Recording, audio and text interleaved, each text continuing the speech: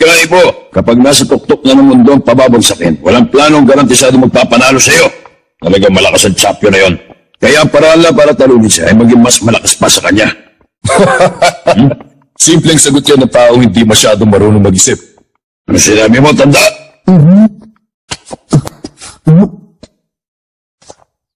Pero tama ang sinabi mo yun. Sa loob ng maraming taon bilang isang champion, naging sobrang lakas si Ricardo Martinez. Pero hindi na ako ang parehong boksingero na kalaban niya dati. O paano? Sana mag-enjoy na lang kayo sa pag-abang kung sino sa aming dalawa mag-uwi ng championship belt na yon. Mr. Date.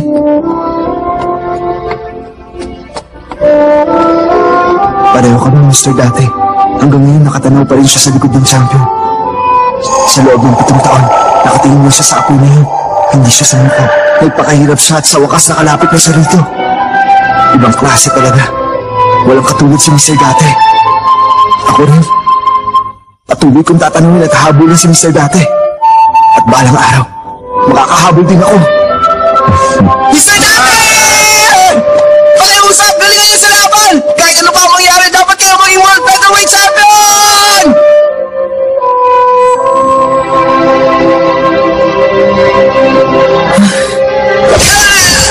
Ano ka ba? Gusto mo ba ako mabigay ito? Sorry po! Mundo ka talaga, aga-aga pa, nabubulakaw ka na.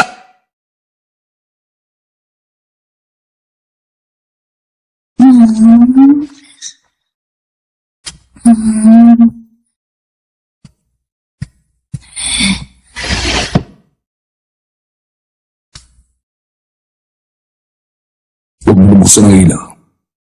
Mas okay na itong ganito.